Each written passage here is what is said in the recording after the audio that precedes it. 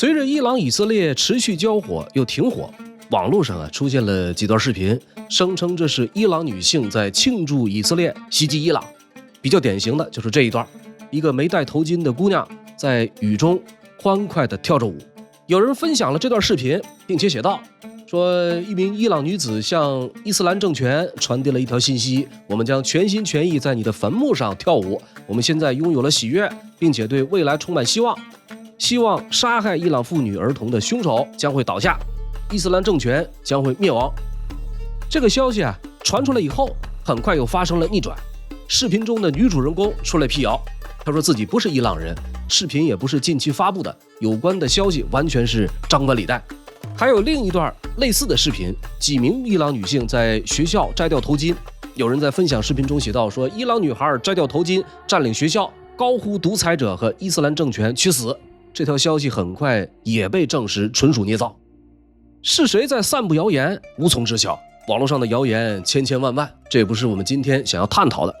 这些有关伊朗妇女反抗政权的谣言存在一定程度的误导性，但是伊朗一直以来教法森严，甚至让人难以理解，这是不争的事实。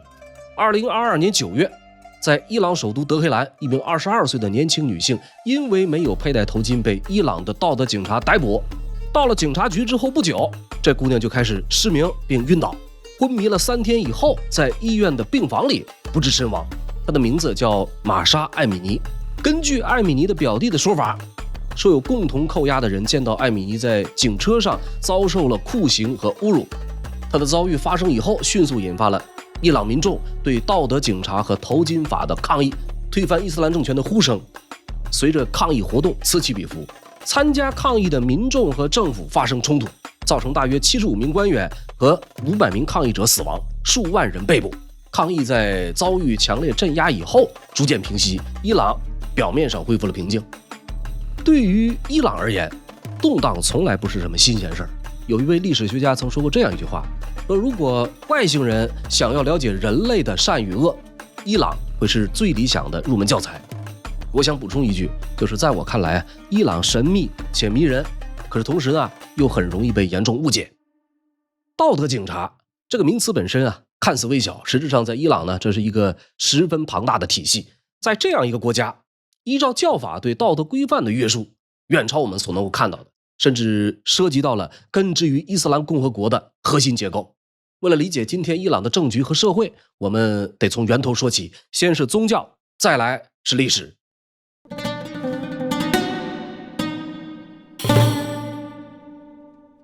首先让我们把时间拨回到公元前大约2000年的美索不达米亚，探索一下犹太教、基督教和伊斯兰教共同的创世神话。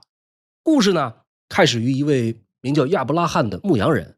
说有一天，这个亚伯拉罕听到上帝的召唤，说如果他全心全意的信奉，上帝将会赐予他和他的后裔无限的福祉。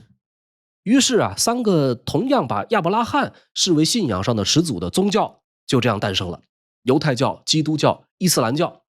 他们都信奉着同一位造物主，也都坚信只有自己才是正统。最大的分歧在于谁才是上帝或者真主应许的继承者，3家各有各的说法。这3个宗教都认为上帝曾向人类传递过最后讯息，唯独一点，在什么时间什么地点传递的各有各的说法。犹太教认为说这个事儿只在远古时期发生过，就像犹太经典妥拉所描述的那样，是谁带来了远古的呼唤？是妥拉。基督教认为还有第2次启示，是以耶稣的神圣形象降临并传递的。而穆斯林认为说你们说的都不对，还有第3次，终极版本是在公元7世纪经由穆罕默德传递的。这个讯息最初由天使口述传达的都是真主未经修饰的原话，再由穆罕默德按照大致原稿传与世人。这些启示汇集成书，也就是后来的古兰经，这里边的文字就等同于真主直接训话。所以从信仰层面而言古兰经拥有远超圣经或者妥拉的权威和力量。古兰经告诉大家说，真主创造了天地以及亚当和夏娃。亚当在古兰经中的堕落，这不是原罪，而是判断失误，并没有玷污全人类。因此伊斯兰不承认原罪论，人生来纯洁无罪，但是必须通过遵行真主的旨意才能够保持纯洁。在最根本的层面，古兰经要求世人：第一，信仰真主安拉是唯一的真神；第二，服从顺从真主的意志。伊斯兰这一名称的本意就是追随服从，穆斯林就是服从者。除了这些呢，还有一系列规范人类行为的具体教导，应该如何生活，什么行为是真主所喜欢的，什么行为是真主所厌弃的。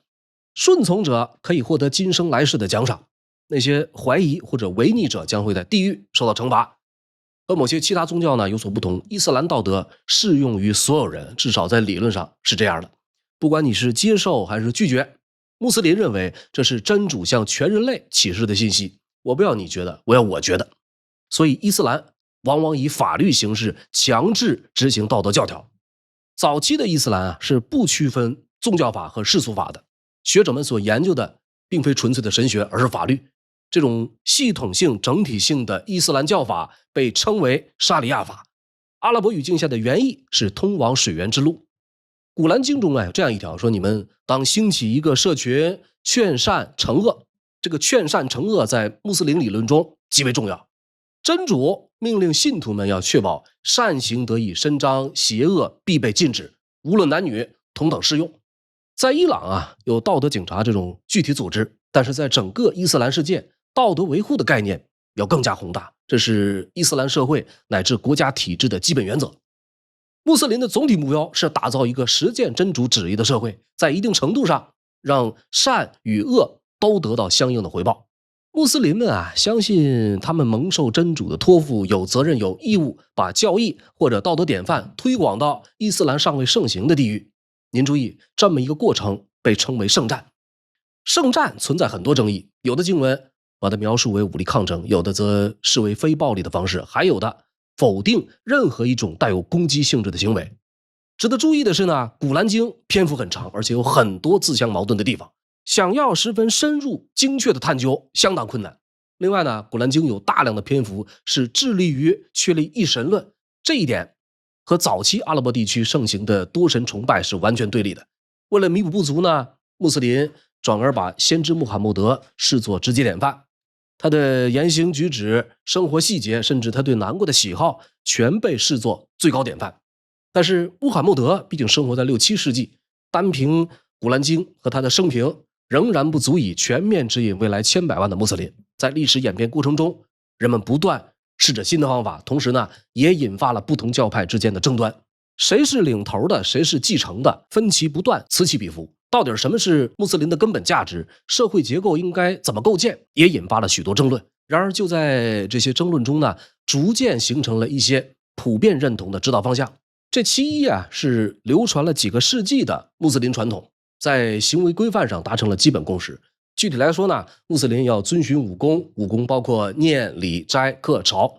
5功以外，在饮食上，穆斯林不吃猪肉，以及未经念诵真主之名屠宰的或者自然死亡的动物。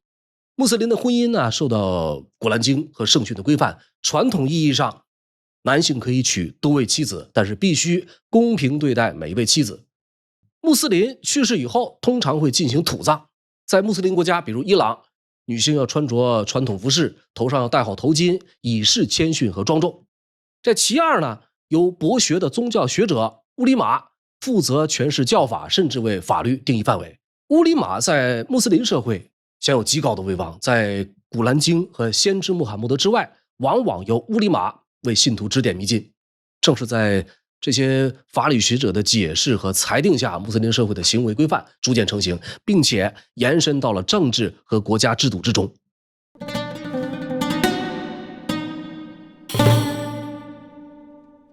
简单聊了聊伊斯兰教的起源，接下来呢，让我们把目光转向伊朗。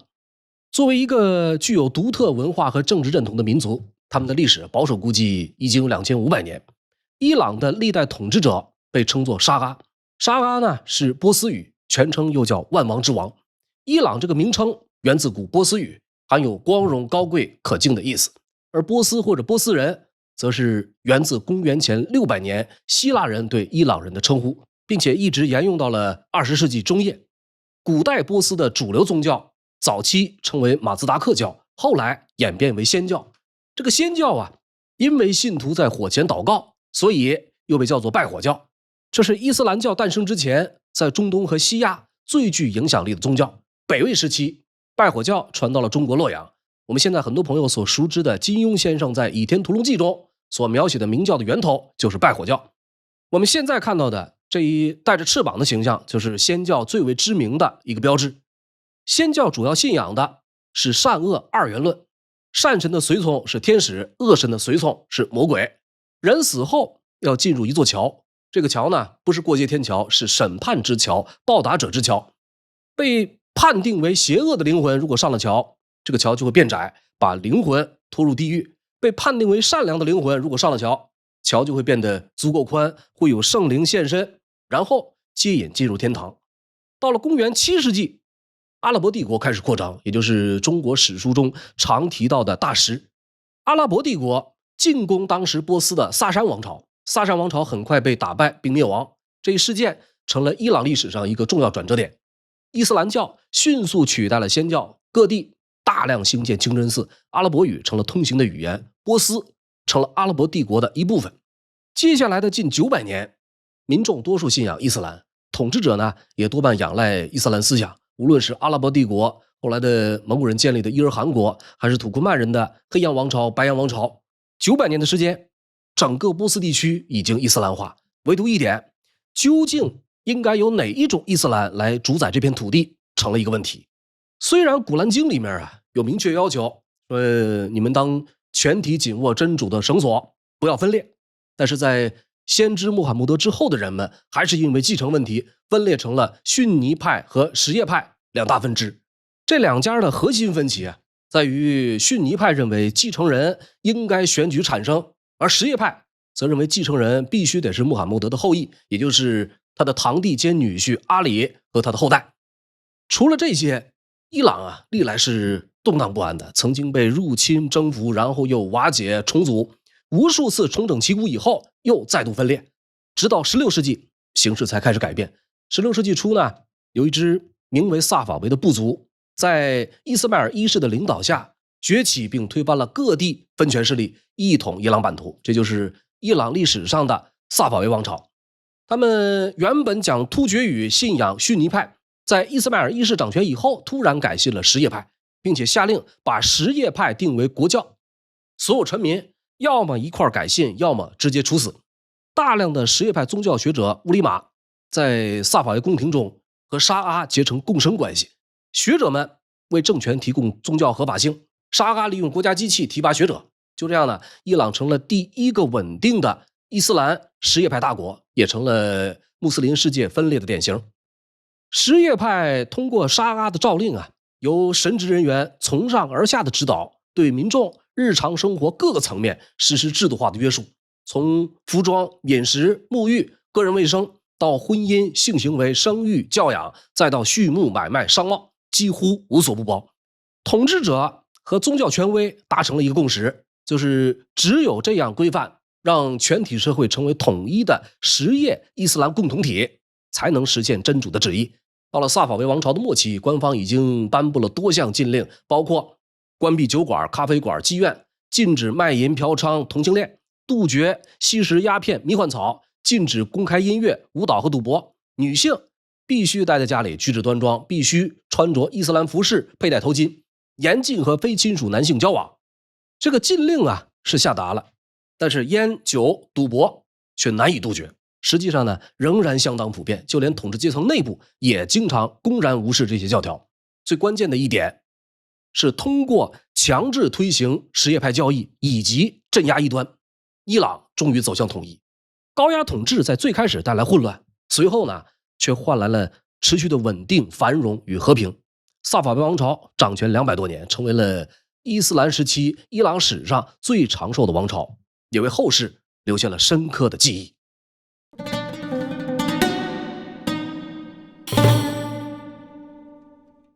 萨法维王朝推行政教合一的时候，欧洲世界刚好相反，在推动政教分离，并且经历了工业革命的迅猛发展。萨法维王朝瓦解以后，伊朗直到卡扎尔王朝兴起，才再度重整旗鼓，成为了什叶派国家，同时呢，需要不可避免的面临欧洲强权的严峻挑战。卡扎尔时期，伊朗的政治、军事、生产等等各个方面都明显落后，经济不振，官场贪腐，国库负债，社会各阶层压力重重，民众开始批评伊斯兰教条主义，寻求各种可能。尤其在首都德黑兰，不少人仰慕欧洲的自由主义和西式政体。这股思潮在1906年引发了宪政革命，人民集体抗议沙阿，要求改革，终于促成了伊朗首部宪法，原则上实现了法治，并限制了沙阿权力。这个新宪法引入了议会和首相制，开创了一种政教并行、部分世俗化的政府模式。这场革命呢，也成为伊朗历史上和平多元改革的典范。可惜宪政之路并不平坦，内部派系争斗和外国干预接踵而至。19世纪末到20世纪初，英俄两国在世界大战前夕划分势力范围，并且在一战中直接无视伊朗的中立宣言，利用伊朗土地与资源，带来饥荒、疫病和地区混乱。俄国革命以后，伊朗更是成了兵家必争之地。在英国人的扶持下，一名叫做李萨汗的波斯哥萨克旅上校军官发动政变，议会在重重压力之下废黜并流放了卡扎尔王朝最后一位国王，并拥立李萨汗为下一任伊朗沙阿。1925年12月，依照波斯宪法，李萨汗宣誓就任，这就是巴列维王朝。巴列维王朝前后一共2位沙阿，父子2人全都以世俗民族主义进行统治，又往往利用强权限制公民自由，逮捕甚至处决意见者。这个李萨汗一上台就在德黑兰张贴布告，严令民众要闭嘴听话，宣布实施戒严，连报纸出版物也都一禁再禁。与此同时呢，巴列维父子都觉得什叶派是伊朗发展的绊脚石。先是李萨汗禁止女性佩戴头巾，接着呢，李萨巴列维又允许女性参与投票，结果不出意外的引来宗教界的强烈反弹。古兰经中对于男女角色的描述是存在一定争议的。虽说看上去男女权利差不多，但是男性地位始终要稍高一级。经文里说你们常常指的是男人，他们才指的是女人。所以伊斯兰社会基本上都是男主外女主内的父权体制，男人掌握话语权，并且觉得这都是神的旨意和安排。巴列维父子的一些举措实际上提高了伊朗的女性地位，这让宗教界很不爽，反对势力不可避免地跳了出来。其中的领袖人物就是那位后来家喻户晓的霍梅尼，这是一位敢说敢干、深谙政治手腕的人物。以他为首的人们认为沙阿的改革极大地削弱了宗教界以及伊斯兰在社会中的影响力。巴列维王朝统治了伊朗50年的时间，这父子2任沙阿主旋律都是现代化，搞通商贸易，修桥铺路，整顿政府机构，修复并重塑对外关系。应该说大体上确实取得了不少成就，但是终究是强人政治，通过某一个人的铁腕实行统治，就像现在娱乐圈的一些个别现象，看上去很美好，可是经不住塌房，再精心包装也迟早露馅，不得民心。伊朗的这个过程始于李萨汗在他的儿子李萨巴列维的时候折腾到了巅峰。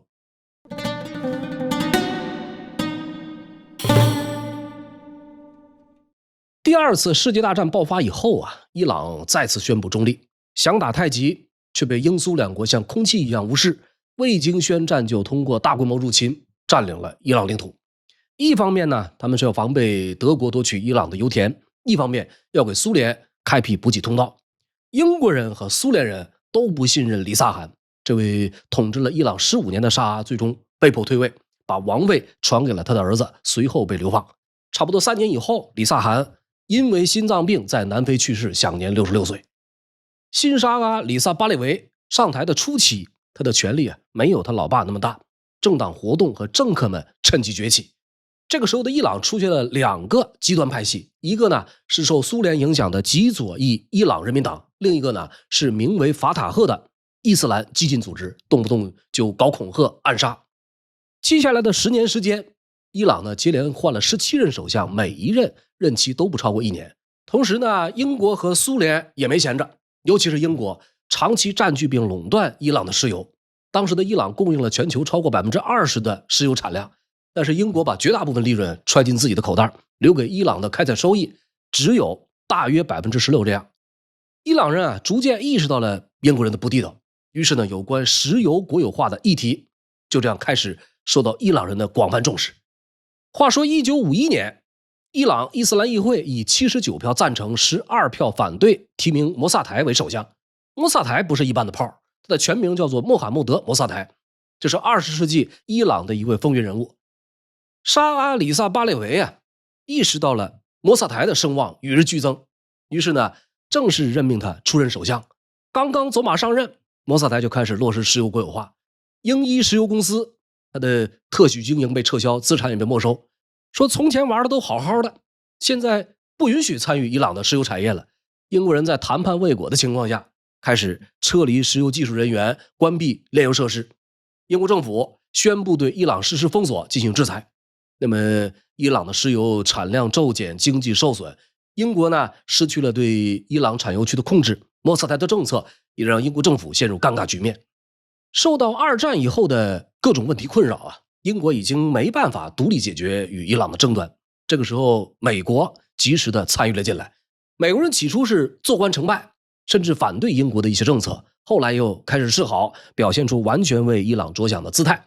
这让很多伊朗人把美国人视作可以长期合作的盟友。1953年，艾森豪威尔就任美国总统以后，为了打击伊朗亲苏势力，再加上英国方面反复游说，英美两国开始合谋计划推翻摩萨台。美国中央情报局专门拨款100万美元，前总统罗斯福的孙子亲自到德黑兰指导行动。根据2000年解密的中央情报局文档显示，这次行动的代号叫做阿贾克斯，行动重点就一条，不惜代价想方设法在伊朗发动政变，推翻摩萨台政府。在英美两国情报机构的策划下，最终首相摩萨台被赶下了台，沙阿里萨巴列维被扶持起来，重掌政权，开始了他的独裁统治时代。这次政变不仅改变了伊朗政治，也为日后伊朗政教矛盾的激化埋下了伏笔。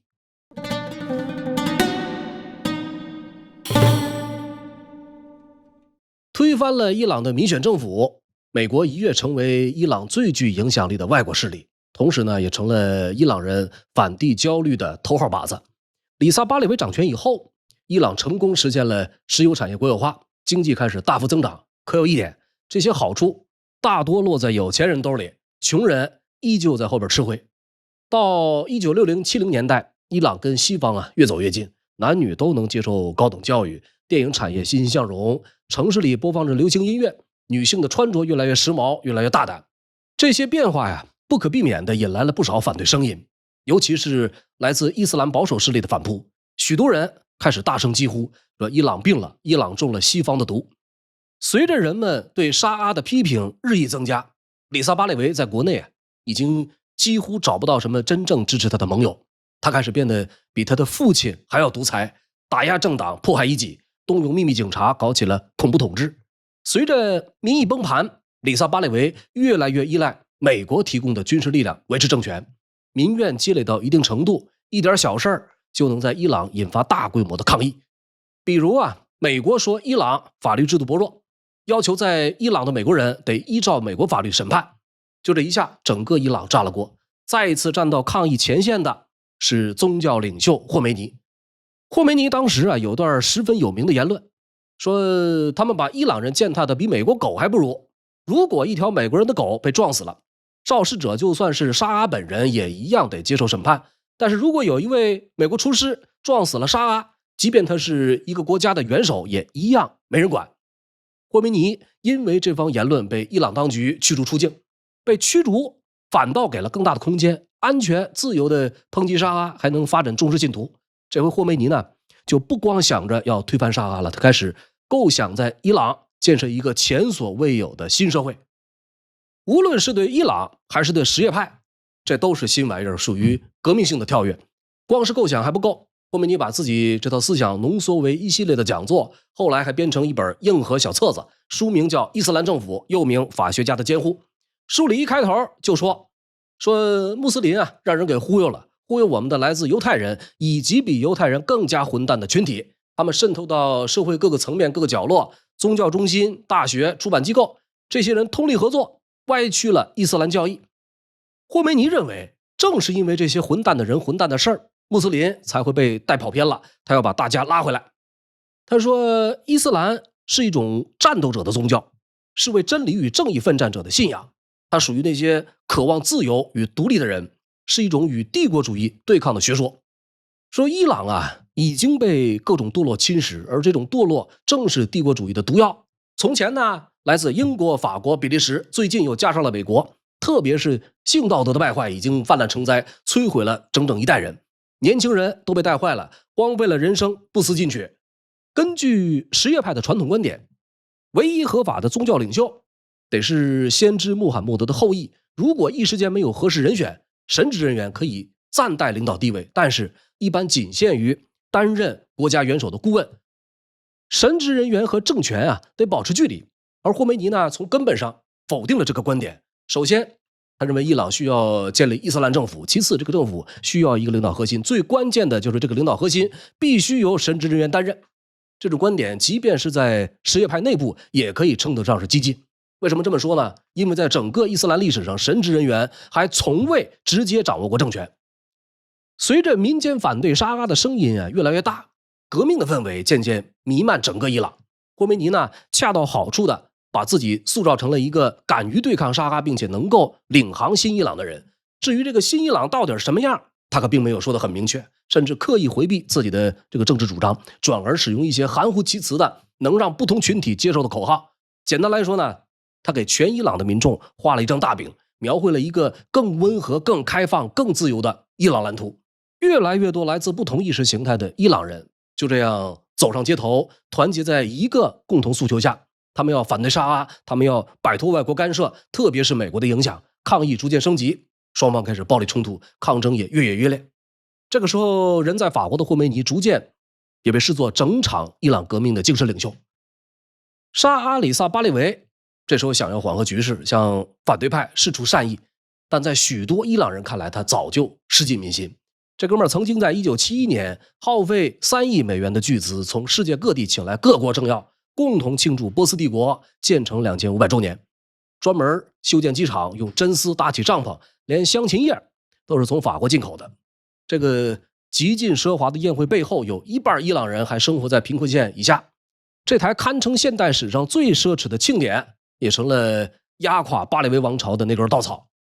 1971年1月，当伊朗军方表明不会再出手保护沙阿以后，里萨巴列维选择了逃离伊朗，带领家小坐上飞机，开始了他的第2次流亡生涯。紧随其后的呢是霍梅尼回到了伊朗，数以百万的伊朗民众夹道欢迎。国王出逃，军方退场，伊朗即将迎来一个全新的统治秩序。这个新秩序究竟会是什么样呢？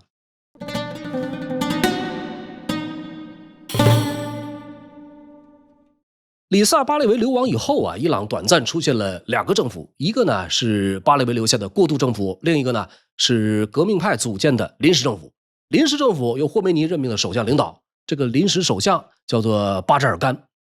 霍梅尼啊也在这个期间第一次在公开场合表现出了他的专制倾向。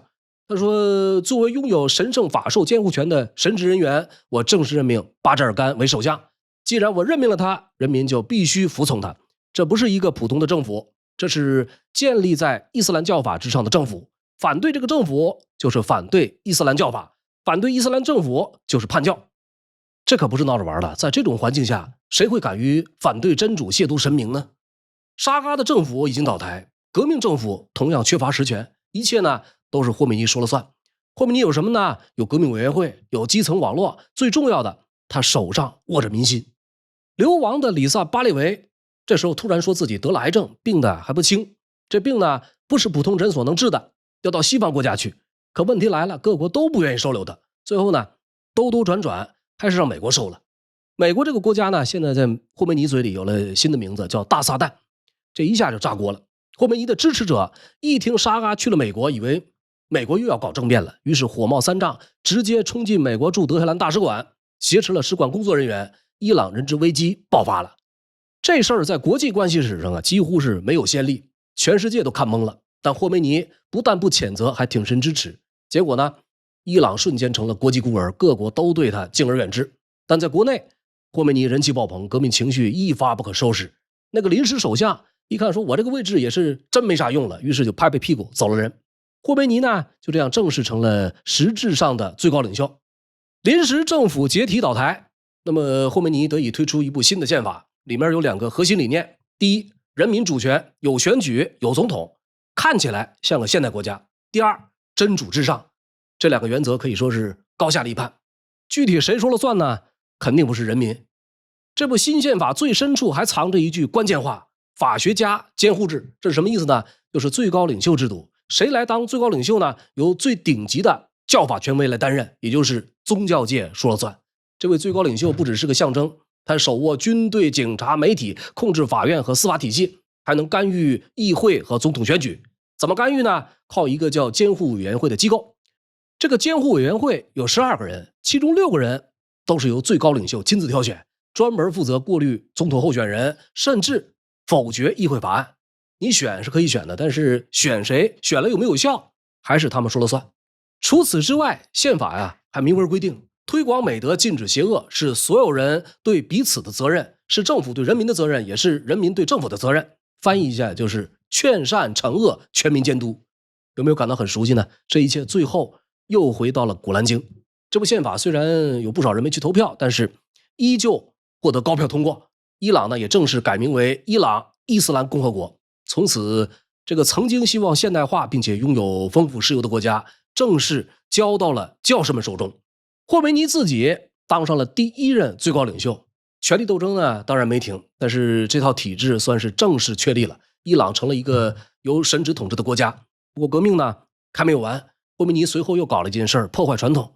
他提了一个新词儿，叫言论一致。意思很简单，神职内部不许乱说话，神职之外更别乱说话。接下来这个伊朗就进入了道德净化时代，说好听点是肃清，说不好听点就是清算。先是无数的反革命分子被枪决，连带所有的政治派系都扣上叛教、美国走狗的帽子，通通予以镇压。街头还冒出真主党这种民兵组织，专门执行霍梅尼的命令。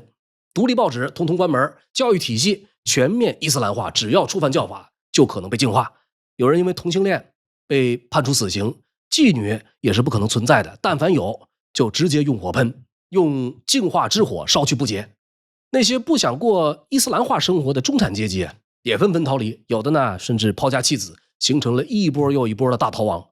眼看伊朗要被折腾散架，1980年萨达姆来了，伊拉克大举入侵伊朗，一下子伊朗人团结起来，形成了对外统一的战线。这个战争打到了80年代末，霍梅尼呢渐渐体弱多病，接班人哈梅内伊登场。这个时候神职阶层已经牢牢把持伊朗政治的 C 位，换谁上台都绕不开他们了。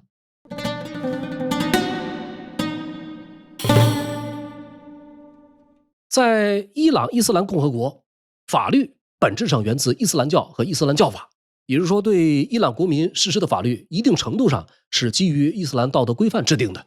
这些法律呢靠的是信徒的信念，而最后的解释权全落在最高领袖和他的宗教精英手里。这个道德法律包含了很多方面，从饮酒通奸到各种性行为都有规定。最惹争议的是对女性的各项限制，虽然保留了投票权，但是女人呢常常被挡在高阶职位门外。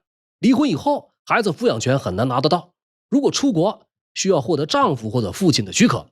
按照伊斯兰传统，防止婚外性行为是女人的头号任务，违者甚至可以处死。政府明文规定，女人必须戴好头巾，这是宗教义务，也是伊斯兰革命的基石。当然也有伊朗人觉得这样挺好，终于有个彻底伊斯兰化的社会，最神圣的人掌握政令，既不是世俗的暴君，也不怕外国势力操纵，称得上是独立又稳定。问题是这份稳定建立在高压之下，这个手段比巴列维王朝还要严厉，全国唱同一出戏，同一套调子，这个社会想要多元化基本上是无法实现的。于是呢，对一部分人来说这里是理想乌托邦，对另一部分人来说呢却是深不见底的暴政。有时候人们可能根本没法理解这种高压政策的存在。那么伊斯兰教在当今世界处于什么样的地位？伊斯兰的道德规范应该强制还是自愿？这究竟是属于一种社会力量，还是一种政治力量，甚至是官僚体制的力量呢？伊朗人到底是什么样的人？他们是民族群体吗？还是宗教群体？或者两者都是？在一个对批评政府的言论予以严厉打击的封闭国度里，这些问题很难给出答案。这种环境下，任何反对政府的言论都会被视为外来异端。如果目前的现状是人们所期望的，那么那些持不同意见者又该如何处理呢？伊朗政府能在多大程度上保持公正呢？如果想要进行改革，那么和平改革是不是一个可行的选择？如果不行，那又该怎么办呢？这些问题还是伊朗政局一波未平一波又起的根源。历史如此，今天依旧如是。感谢您的收看收听，这里是烽火照东南。如果喜欢我的节目，欢迎订阅我的频道并打开小铃铛。本期节目到此结束，我们下一期不见不散。